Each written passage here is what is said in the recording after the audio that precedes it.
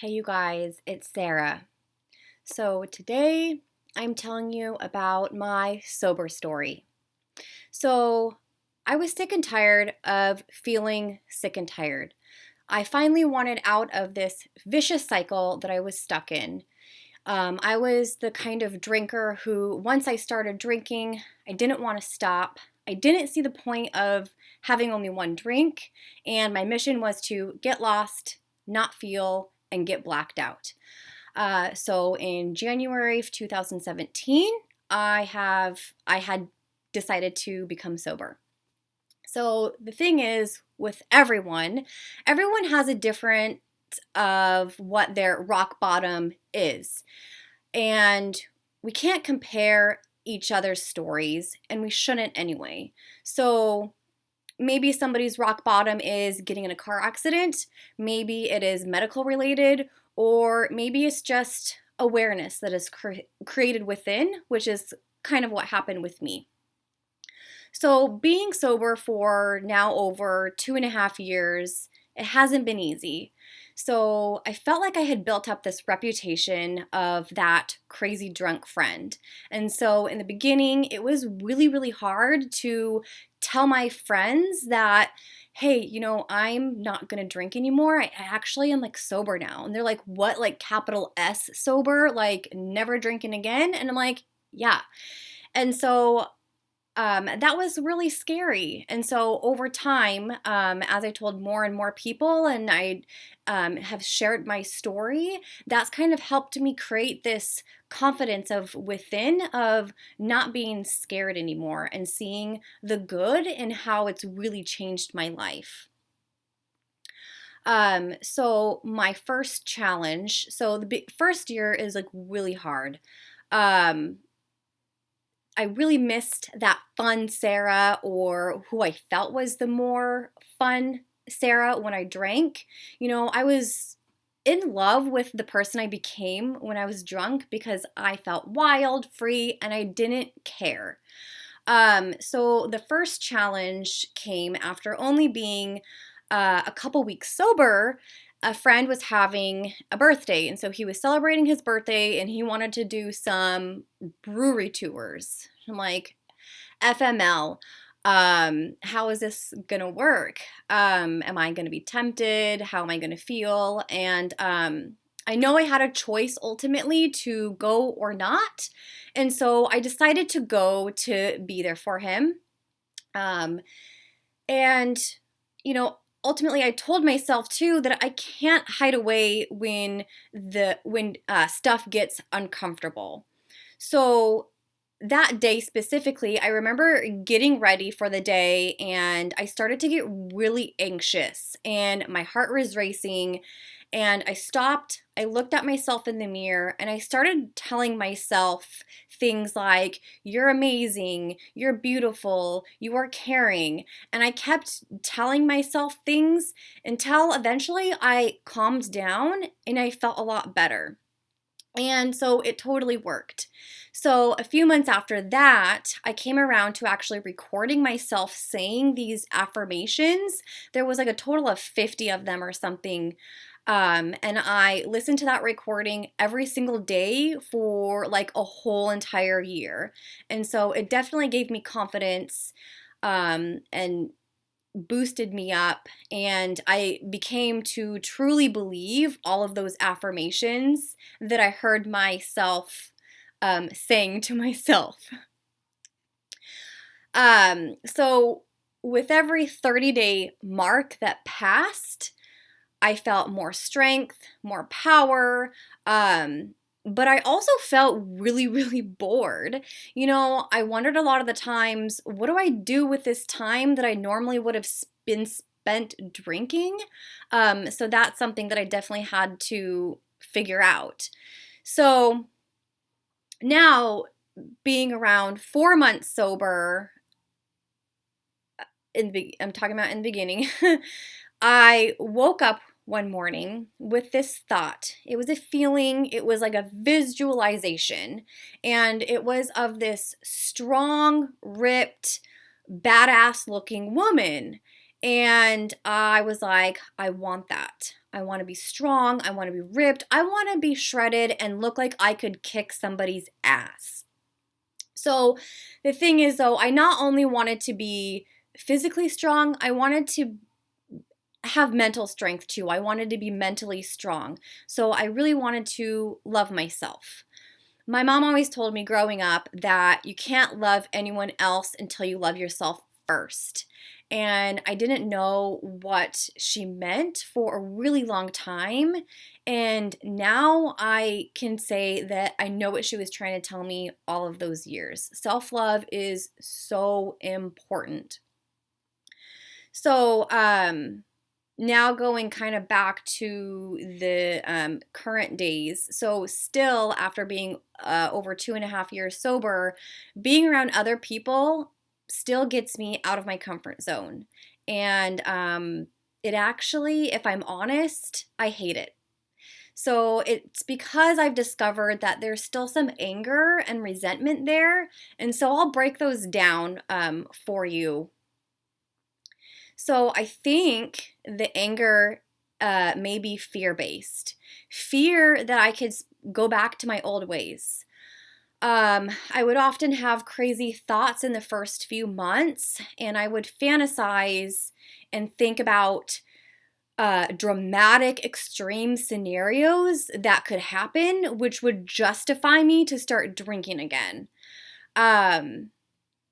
So there's the fear-based factor. And then the resentment, I believe, comes from just looking back and realizing the time that I wasted being drunk. And then also maybe for the people who allowed me to be that way or get to that level. Ultimately, though, I realize that it's no one's fault but my own. And I have to forgive them. And most importantly, I have to forgive myself. Which, when I think about, I probably haven't quite done because I'm having trouble doing so and figuring out how to exactly do that.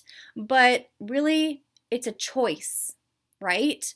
So if I can say right now, Sarah, I forgive you. I forgive you. You are forgiven. The past is the past. You only have control over what's happening right now. And that's where like being present has become so important to me. And I've been focusing on that a lot lately, right? So we have control over three things: our actions, reactions, and mindset. So over time, the last 2.5 years, I've really had to learn who I was and who I wanted to be. So in the beginning, there was a lot of struggle with how do I celebrate? How do I be in social situations without being free and drunk, right? Like, how do I go on vacations? And I've had to kind of relearn and re-experience some of those things because we can justify almost any event to be surrounded by, is there drinking involved? So I had to get myself out of that. So with learning of who I want to be and who I've become, I've always had to remember that vision in the very beginning of being strong. So that first visualization led to me to becoming a natural bodybuilder. So at that 4 months of being sober, I was working with Pickett Street for the time, a real estate team with Keller Williams, and we're very much a goal-oriented team. And so I remember going to work and telling everybody, hey, you guys, I'm going to be a bodybuilder. And they're like, yeah, okay, Sarah. So I remember creating this, what I called a jail cell routine, which every night before I went to bed for like 15 minutes, I would do this jail cell routine, which consisted of like push-ups, sit-ups, lunges, thinking that I was going to get strong, I was going to get ripped and be this bodybuilder. So our leader, Jesse, he had been going to this personal trainer locally for years. And so this trainer, Ray Hasida with Pure Results Fitness, he has experience with bodybuilding himself personally and also coaching and training other bodybuilders. So for my birthday, the team had gotten me 3 training sessions with this personal trainer, and I was like, oh man, like I'm really gonna have to go to the gym. I didn't want to go to the gym. I hated the thought about the gym, about other people seeing me at the gym, because my confidence was so low. There's that intimidation factor. And so anyways, I was like, okay, I'll make the appointments. This is just, we'll see what happens. And so my very first session, I was like, oh my gosh, this is where I need to be. This is where it's going to happen. Like it all felt right. And so I decided that in October 2018, I would do my first bodybuilding show. So the time it took between when I started and when the show was about 1 year and 3 months. So I lost about 50 pounds. If you want to check out my Instagram pictures or whatever, you can see my transformation. I can actually say that I am proud of myself because it was way more than a physical transformation. It was much more mentally transforming than it was physically, which is the super cool part.